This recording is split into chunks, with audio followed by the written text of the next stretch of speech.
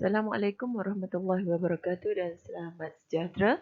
Hari ini kita akan pergi kepada tajuk bab 3 iaitu proses reka bentuk. Untuk proses reka bentuk ini kamu akan mempelajari 7 subtopik bermula dengan awak kena tahu maksud projek brief, mengenal pasti ciri-ciri dalam projek brief, merancang projek brief untuk penghasilan produk yang kreatif, menyaring maklumat dalam projek brief, mengaplikasikan projek brief dalam bentuk jadual dan lakaran, membina mockup atau model dan menghasilkannya. Okey, apa yang dimaksudkan dengan projek brief? Projek brief ialah proses perbincangan awal antara dua pihak iaitu pengurus projek dengan pelanggan. Okey, tujuannya ialah untuk mendapatkan maklumat secara terus daripada pelanggan tentang produk yang ingin dibangunkan berdasarkan ciri-ciri projek brief. Okey, bagi tajuk projek brief ni sebenarnya tujuan dia adalah kita ingin membina atau menghasilkan sesuatu produk. Kita ibaratkan diri kita ni sebagai pengusaha ataupun usahawan yang mana kita akan menghasilkan projek berdasarkan permintaan pelanggan. Okey, kita akan buat perbincangan dengan pelanggan dan kemudian kita akan hasilkan produk berdasarkan apa yang pelanggan inginkan. Okey, jadi sekiranya anda dapat menyatakan maksud projek brief, anda sudah dapat TP1. Okey, seterusnya ciri-ciri projek brief. Ada 1, 2, 3, 4, 5, 6 dan 7. Okey, ada 7 ciri-ciri projek brief. Apa dia ciri-cirinya? Okey, iaitu yang pertama tajuk projek. Tajuk projek ini ialah spesifik dan beri gambaran awal, bentuk dan fungsi produk. Gambaran projek, pengurusan projek dan gambaran awal produk. Lakaran idea dilukis oleh mereka dalam bentuk visual. Kriteria projek, aplikasi elemen dan prinsip yang telah kita pelajari sebelum ini. Perancangan pengurusan projek dari segi skop projek, masa, kos, jadual dan kumpulan kerja. Analisis kajian iaitu kajian reka bentuk yang berada di pasaran dan mockup atau model iaitu menghasilkan mockup atau model. Okay, seterusnya kita lihat langkah-langkah perancangan projek brief. Ada 6 langkah dalam perancangan projek brief. Yang pertama, sediakan senarai semak ciri-ciri pertimbangan utama. Yang kedua, lengkapkan borang projek brief. Yang ketiga, aplikasikan projek brief dalam bentuk jadual dan lakaran. Dan yang keempat, menyaring maklumat yang kita perolehi tadi. Menyaring ni maksudnya ambil maklumat yang penting. Kemudian hasilkan mockup atau model. Dan yang terakhir, nilai mockup atau model kita hasilkan itu sama ada berjaya ataupun tidak.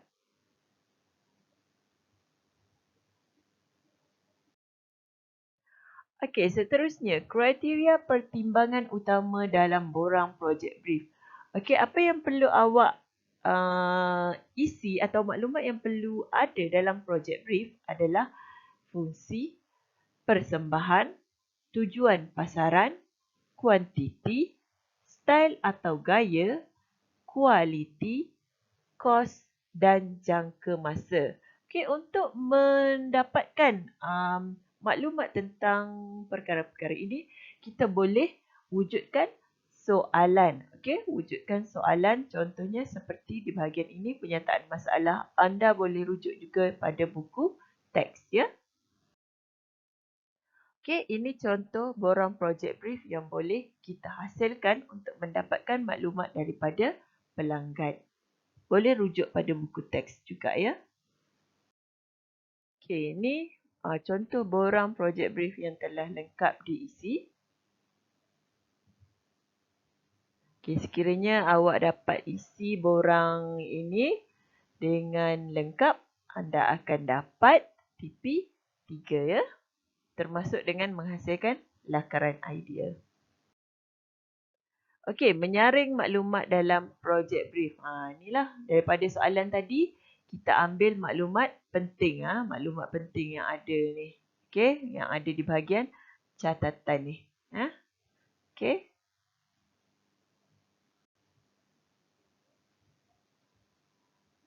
Okey, sekiranya awak dapat saring maklumat buat ringkasan macam ni dengan betul, anda layak dapat TP4.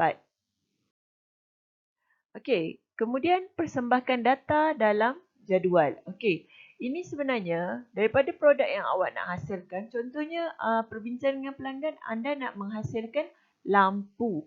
Okey, sebelum anda hasilkan lampu mengikut produk anda sendiri, kreativiti anda sendiri, anda kena lihat dulu lampu-lampu yang ada di pasaran dan buat penilaian dari segi fungsi, persembahan projek, tujuan pasaran, kuantiti, kos, jangka masa dan keselamatan.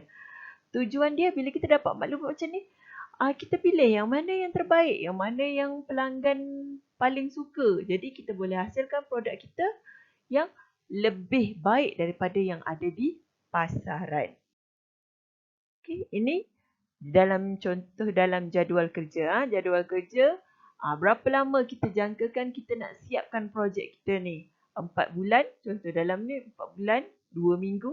Jadi kita kena buatlah jadual kerja supaya kerja yang kita nak lakukan tu tersusun, sistematik dan dapat siap dalam tempoh yang telah ditetapkan.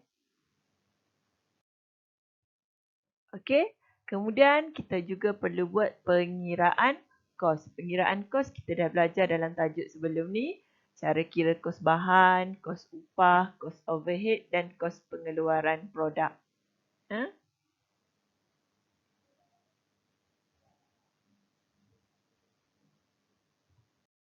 Okey, ini contoh lakaran. Okey, apa saja yang kita nak hasilkan dalam projek RBT ni, awak mesti kena lakarkan.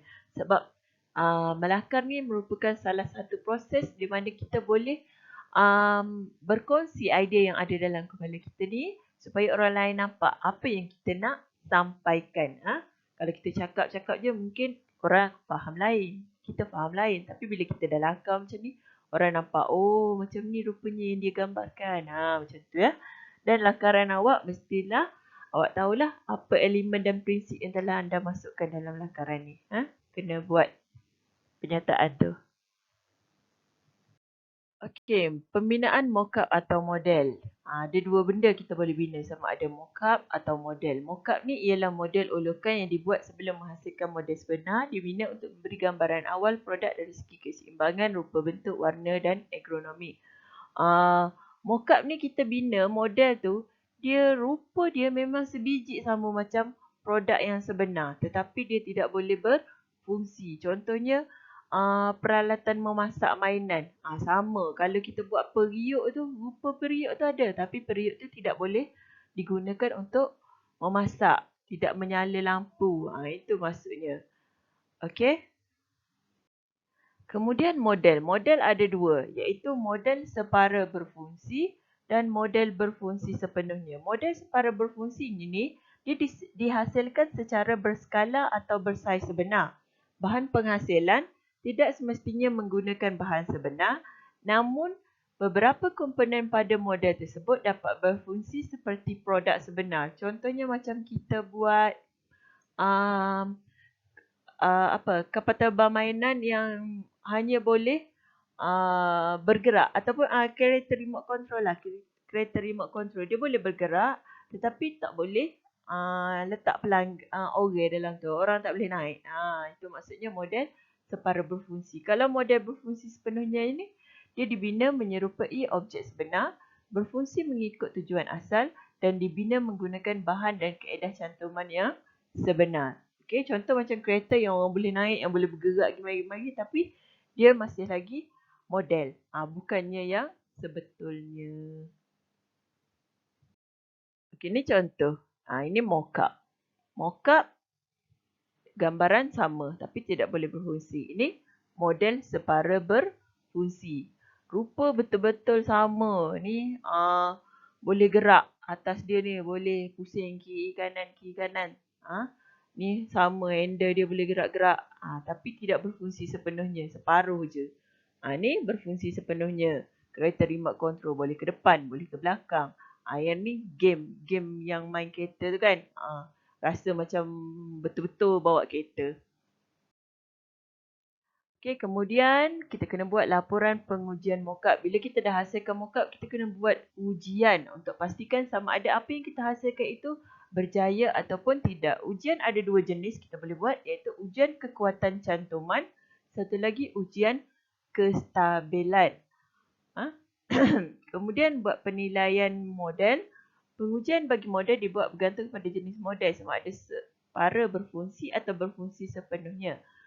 Pengujian model adalah dari segi kefungsian. Seperti penilaian mockup, parameter juga perlu ditetapkan terlebih dahulu. Kita kena tetapkan syarat dia.